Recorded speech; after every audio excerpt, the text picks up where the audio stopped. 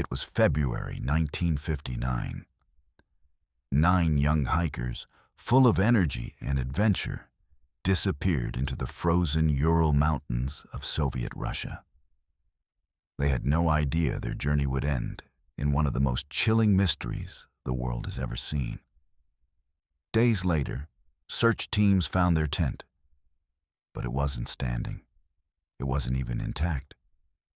The canvas had been slashed open from the inside, as if the hikers were desperately trying to escape. Inside the tent, all of their belongings were neatly laid out: their boots, their jackets, even their money, untouched. But the hikers, they were nowhere to be found. Igor Dyatlov, the group's leader, was just 23, a confident, bright engineering student. With him were 8 friends, all young, all experienced mountaineers. They were excited, determined.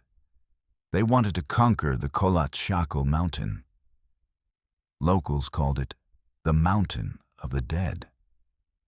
It was supposed to be a challenging but rewarding expedition. But within weeks, it became a nightmare that has baffled investigators for over 6 decades. When the bodies were eventually found, the scene looked like something from a horror story.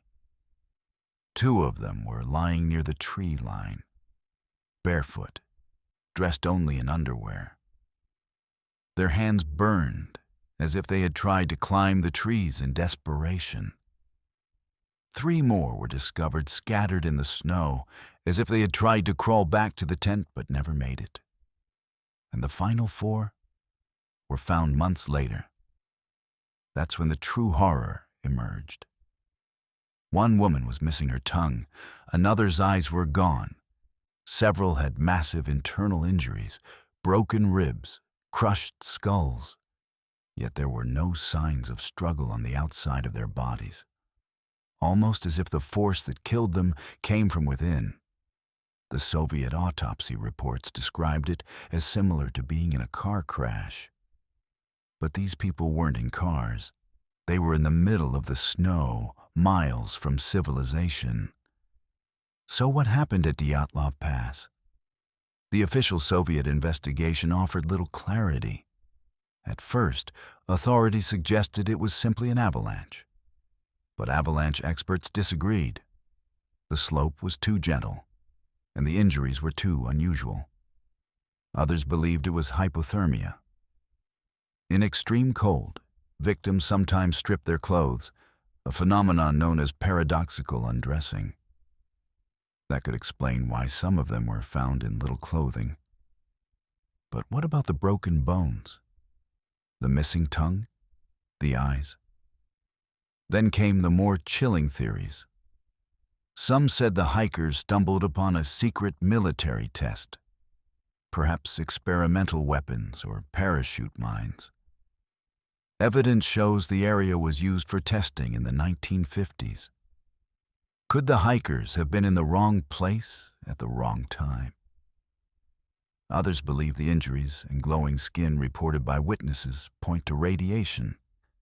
In fact, traces of radiation were found on some of the clothing.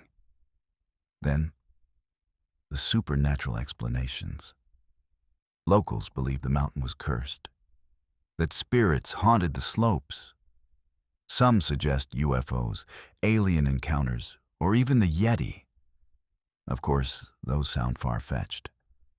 But when faced with evidence this strange, nothing seems impossible.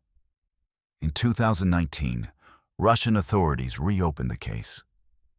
After new studies, they again concluded it was an avalanche. But the world wasn't convinced. The files remain incomplete.